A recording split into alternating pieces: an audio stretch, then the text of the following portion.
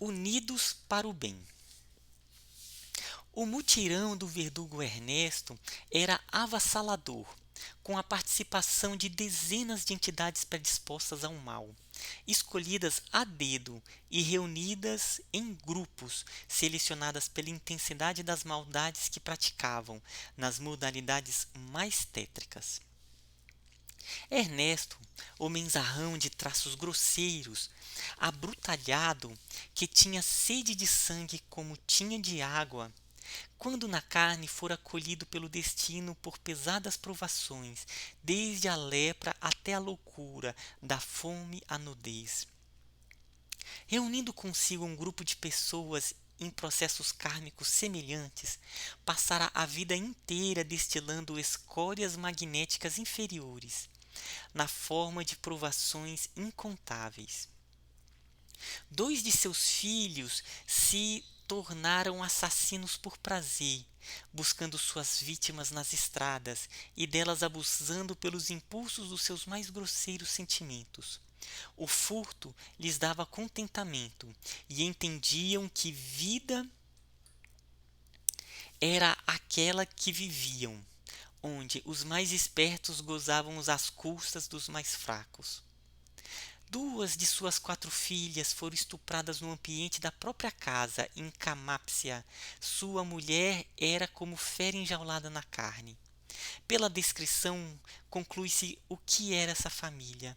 Sua filha mais nova, Carmeline, adorava-o e ele distribuía esse carinho através de um sentimento rudimentar, como despertar de seu amor a alguém na face da terra. Eram dois espíritos ligados sem que a ação de um pudesse interferir na quebra da harmonia entre essas duas almas.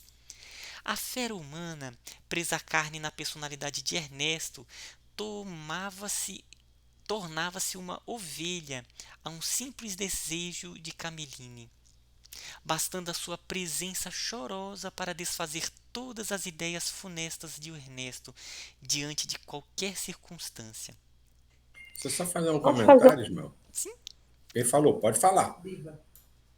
Não, eu ia fazer uma pergunta. Quando começa a falar do Ernesto, fala das provações que ele passou na Terra. E ele passou essas provações para tentar amenizar a dureza do coração dele, ou por quê? Porque às vezes eu acho, às vezes a impressão que dá é que quando há provações muito, muito fortes, o espírito acaba se embrutecendo também um pouco. Eu não entendo muito bem essa relação dessa dor, dessa provação tão grande e evolução, porque eu fico meio confusa em relação a isso. Eu queria fazer essa pergunta. Bom, se a gente levar para analogia da escola, se você for reprovada em qualquer matéria, você vai se sentir satisfeito? Não. Você vai ficar angustiado, vai ficar triste, mas você vai ter que repetir aquela matéria para aprender.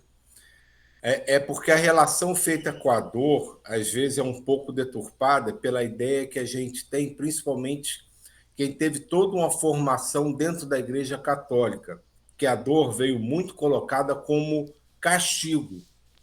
Por você não cumprir os mandos de Deus, você é castigado, que é uma relação direta de não cumprir e a consequência negativa. Aqui, nesse caso, é mais o aprendizado mesmo. Ele precisa passar por aquilo para compreender o que aquilo significa. Então, não é simplesmente uma dor, uma dificuldade para que ele sofra e a partir desse sofrimento, ele se procure a modificação. É para que ele possa compreender o porquê que ele está passando por aquilo. Então, às vezes, as provações podem parecer muito duras, mas não é para que, pelo castigo, ele mude sua atitude. É para que ele possa refletir e compreender o porquê ele está passando por aquilo. E, a partir daí, tentar modificar para não voltar a passar pelas mesmas situações ou cair nas mesmas falhas. É exatamente a questão do ano escolar. Você passa por aquilo e sofre e é reprovado e vai ter que passar por aquilo de novo. Mesmo que você odeie determinada matéria, que você queira que o professor morra, mas você vai ter que encarar ele de novo. E numa relação que, quando se repete, ela tende a ser um pouco mais negativa, porque você já vem com apreensões e com defesas contra aquilo. Você já parte do princípio que aquilo é uma coisa negativa para você. Então já torna um pouco mais difícil. Então tudo isso envolve a necessidade de você compreender o porquê de tudo. E, e, e ainda nesse ponto, é, eu às vezes eu também fico refletindo um pouco, né, nessa questão que a Diva colocou. E tem um livro que eu até já falei aqui, né? Não sei se foi no grupo da Quinta, um livro chamado Eustáquio, 15 séculos de uma trajetória, que conta 17 reencarnações de um espírito, que é o espírito Eustáquio. E aí começa em uma reencarnação em que ele foi um general, em que ele foi muito mal, ele fez chacinas imensas. E aí vai mostrando o processo até na Segunda Guerra, quando, né, pelo sofrimento, eles já tá em um espírito assim completamente em doação, como médico na Segunda Guerra. Né, foi um trabalho de libertação que foi acontecendo. Então, às vezes, a gente pensa em uma só reencarnação, enquanto o mundo espiritual, ele pensa, ele vê uma reencarnação como só um, um sopro na existência do espírito, sabe?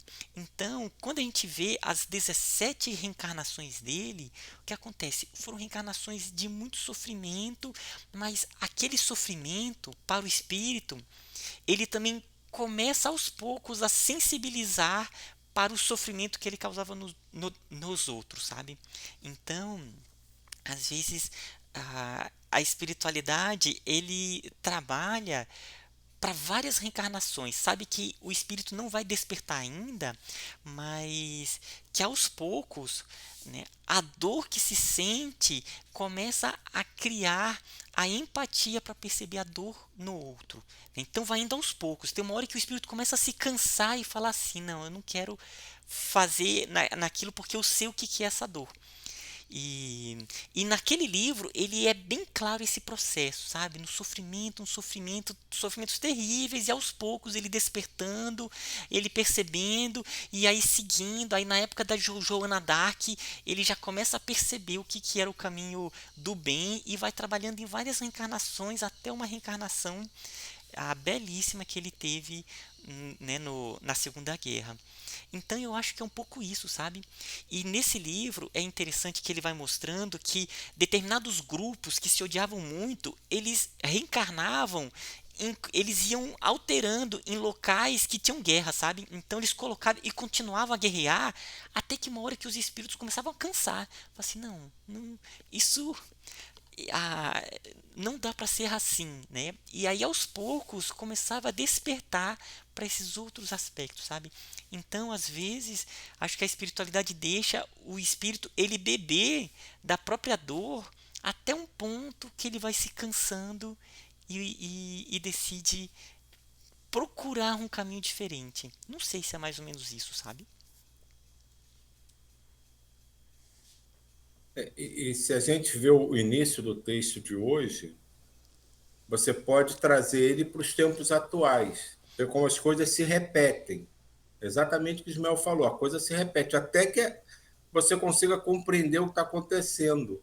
E é interessante aqui no meio, quando ele fala do Ernesto, que mesmo aquele espírito que era um, um, um enorme espírito envolvido em energias negativas, ele tinha lá sua centelha de amor ali, que era ligada a uma das filhas. Quer dizer, então, os mais embrutecidos também têm amor. E é esse momento que a gente tem que descobrir e explorar, entre aspas, né, para tentar auxiliá-los. Porque os mais embrutecidos também amam. e é através dessas pequenas frestas de amor que eles deixam transparecer que a gente chega até eles. Mas se você pegar a descrição que ele começa a fazer do ambiente como um todo, é muito parecido com o que a gente está vivenciando agora. Então, no século XII, XIII, isso estava acontecendo, e agora a gente está no século XXI e basicamente a mesma situação se repetindo. Muitos espíritos endurecidos, buscando o aprendizado, e toda uma gama de espíritos sendo trazidos para que esse trabalho possa ser feito. A gente até discutiu antes de começar, né, as notícias de que o próprio Francisco e Clara estão preparando a sua reencarnação para participarem desse processo de transição planetária. Então, todas essas coisas vão se repetindo. Até que isso que o Ismael comentou não é nada mais do que você compreender a inutilidade de você permanecer numa coisa que lhe é nociva. E quando você começa a perceber que aquilo não te faz bem, você busca mudança em qualquer âmbito. E é esse o trabalho. Só que a espiritualidade não força absolutamente nada. Ela deixa que cada um escolha o seu caminho e decida a sua hora de mudar. Ela dá todos os meios, mas ela não obriga ninguém a mudar. É porque eu, assim, ouvindo isso, claro, a gente pensa não, né, nessas grandes maldades desse Ernesto, mas no dia a dia da gente, né, que a gente vê pessoas às vezes que acaba que você vê o decorrer da vida, a história da vida, e vai vendo aquela pessoa, passou por dores, isso e aquilo, e era uma pessoa assim, e depois ela se torna uma pessoa que vai sendo amargurada, ela se torna uma pessoa mais ou triste, ou mais dura, né? menos flexível, e às vezes por causa das dores que ela passou na vida, né? Dos sofrimentos que ela passou. Tem outras pessoas que ficam mais flexíveis, ficam mais amorosas, né? Então, assim, essa coisa, porque, né, acho que a grande maioria vive dentro desse limbo, nem é tão malvado como o Ernesto, né, nem é bom quanto o Francisco, né, então a gente vive ali num meio termo aí de coisas do dia a dia, de dores diárias, que algumas pessoas às vezes nem sabem, né, porque se repetem, sejam relacionamentos que as pessoas repetem aquele padrão de relacionamento, seja nas várias questões da vida, né? Que as pessoas repetem o mesmo padrão e aí elas não sabem porque aquilo acontece, né? E elas também não sabem sair daquela situação e aquilo com o tempo, em vez de trazer para quem está assistindo de fora, né? Em vez de trazer, vamos dizer assim, um aprendizado que vamos dizer assim, faz a pessoa ficar mais leve, às vezes faz a pessoa ficar mais dura, ou mais... Eu só me lembro dos africanos, eu falo assim, às vezes eu lembro dos africanos, quando vê tanta dor que eles passam e vê a alegria deles, né? Não sei, é uma coisa assim, mais ou menos, que eu fico na dúvida. Se a gente imaginar que a gente vive num mundo de provas e expiações, e está começando o processo para virar a regeneração, a gente não possa esperar que a maioria dos espíritos aqui encarnados nesse orbe sejam já de uma evolução muito grande. Aqui é um plano de provas e expiações. Então, a maioria dos espíritos encarnados aqui ainda tem dificuldade de aceitar muitas coisas, ainda tem dificuldade de compreensão de muitos acontecimentos na sua vida. E se a gente trouxer para os nossos filhos, quantas coisas que a gente vê óbvia que eles se revoltam, que eles não aceitam, e outras que eles aceitam e passam a encarar aquele problema com maior tranquilidade. É exatamente isso. Não é o sofrimento em si que torna essas pessoas amarguradas. É a incapacidade deles de compreender o que está acontecendo e por que aquilo está acontecendo. Garanto que todos nós aqui já tivemos essa dificuldade com os próprios filhos. Coisas que a gente acha óbvia, e eles se revoltam de uma maneira assim que quase naquele momento odeiam os próprios pais, porque eles não entendem o que está acontecendo e por que aquilo tem que acontecer. E quanto mais a gente insiste em explicar, parece que mais raiva brota de dentro deles. Mas isso é um processo evolutivo. Antigamente, no Agora início do... Fala aí. Acaba de falar, senhor. Não, no início do século, isso era tratado com castigo.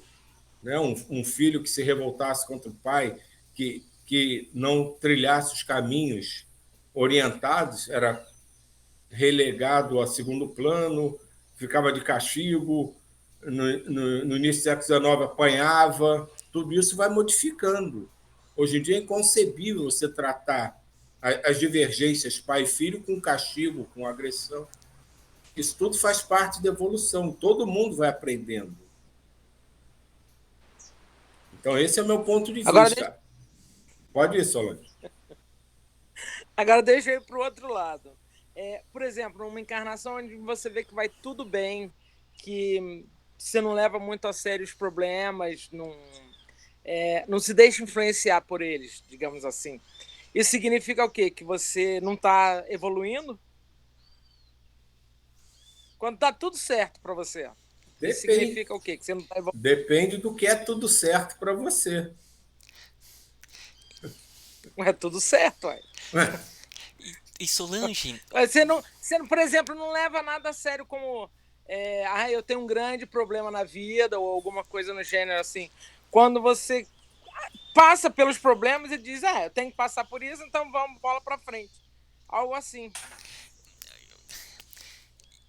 E Solange, né, eu acho que não tem nada de errado, né? Porque a ideia é mais ou menos essa, é compreender que os problemas, eles são aprendizados, né? Então, se vai tendo, a pessoa ela não se preocupa, mas ela vai ter que lidar com aquilo, né? Então, acho que a vida é a gente aprender isso, que a gente está em uma escola, que vão vir, mas peraí, parece que tá tudo uma maravilha, né? Às vezes a gente fica até com receio, né? Nossa, tá tudo tão bom que acho que vai vir alguma coisa aí pra...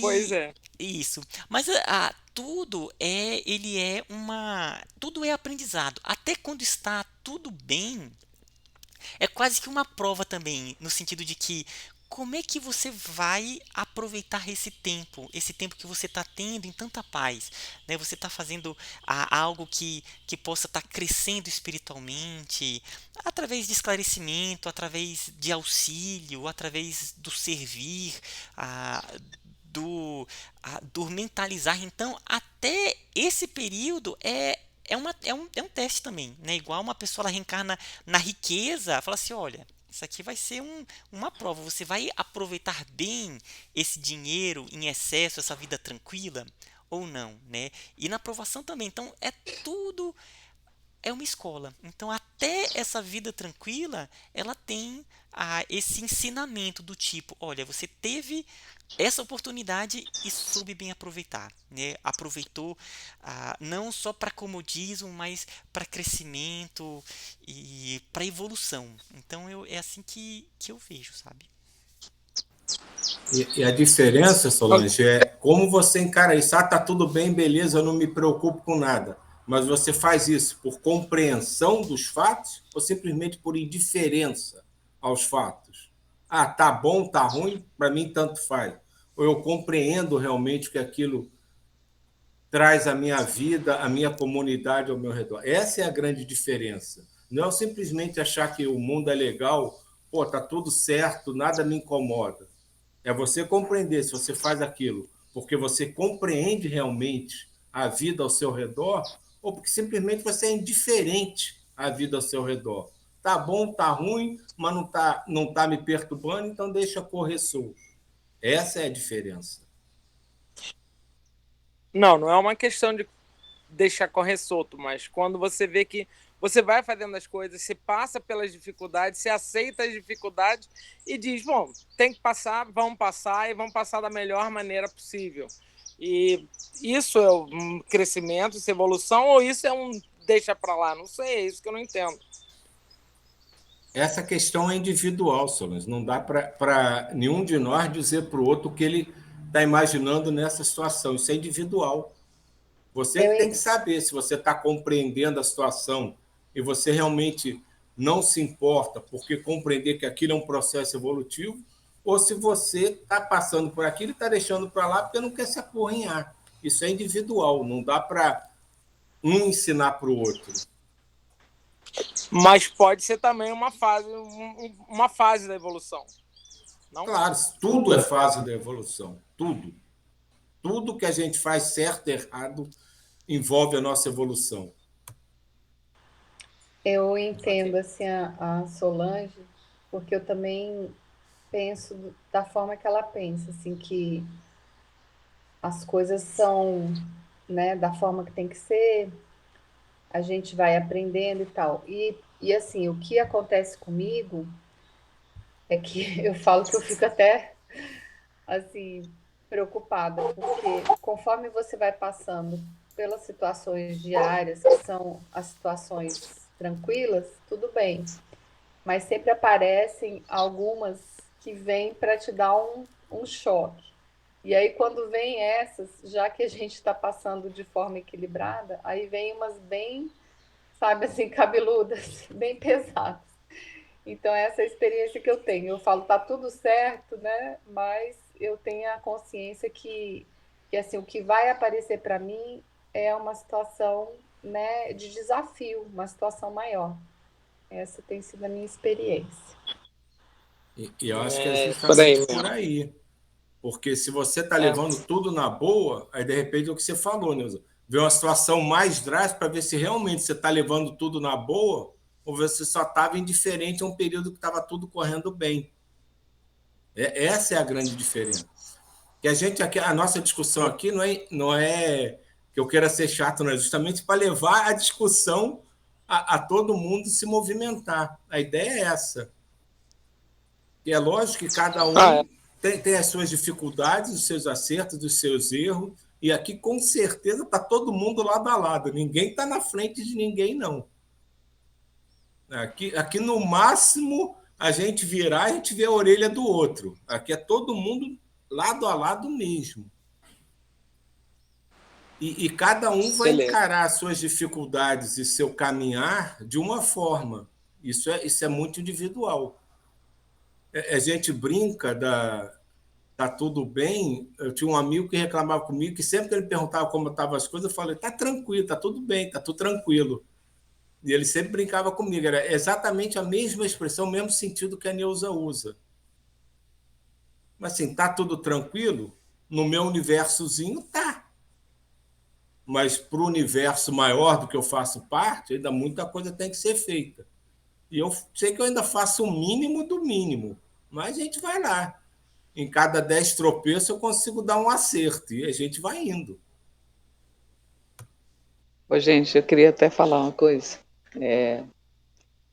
porque realmente, assim, eu lembro muito a história de Jó, da resiliência dele, né?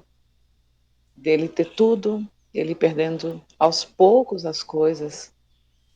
Quando eu fiz o estudo bíblico a respeito de Jó, há muitos anos atrás, eu também não consegui entender isso, né? Só que eu fiz com outro tipo de mentalidade. Olhando à luz do Espiritismo, a gente vê com outros olhos, bem na verdade. Mas, assim, não dá para entender uma pessoa que é boa, que tem tudo, aí de repente tem aquela tentação, né? Do tá fácil para ele tem tudo. Toca lá na saúde dele, ele adoece. Toca lá nas coisas dele, né? Ele perde tudo. Toca na família, a família morre. E ele sempre apegado na fé. E eu sempre pedi muito a Deus assim que me desse a bendita paciência de Jó, né? Mas não é só a paciência, é a fé de Jó. Porque não é fácil, assim, sabe? Assim, eu estou falando isso, eu estudei isso há muito tempo atrás, mas assim, eu vejo assim, poxa, é mais fácil para mim, eu me sinto até uma pessoa privilegiada, digamos assim, porque eu tenho onde morar, eu moro num lugar bom, eu estou aqui acompanhando minha filha no hospital particular, aos trancos, solavancos e barrancos a gente vai, né, fazendo as coisas. E às vezes eu fico vendo assim, as pessoas que não têm essa possibilidade, se mesmo assim a gente é provado na nossa fé, mas essas pessoas que são, sabe, que não tem nada e tudo mais, por mais que saibamos que ela precisa passar por um processo de evolução, eu fico pensando assim, quando você é condenado a alguma coisa que você sabe que você fez de errado, ok, mas é tão difícil, eu na minha ignorância, eu, Léo, na minha ignorância ainda, né, penso comigo, poxa, é tão difícil quando a pessoa está passando por uma coisa que ela não se lembra, não sabe, né, de outra vida e tal, porque ela está passando por isso, né? E é muito complicado, sabe? Assim, ainda é alguma coisa que, por mais que saibamos que exista, ainda fica, sabe? Aquela dúvida que a Diva falou, que a Solange falou também. Eu também tenho essa, essas indagações assim, sabe? Mas, enfim, é isso, né? É evolução, entendimento, é um dia a dia, é estudo. É isso, né? Então vamos lá para nossa irradiação.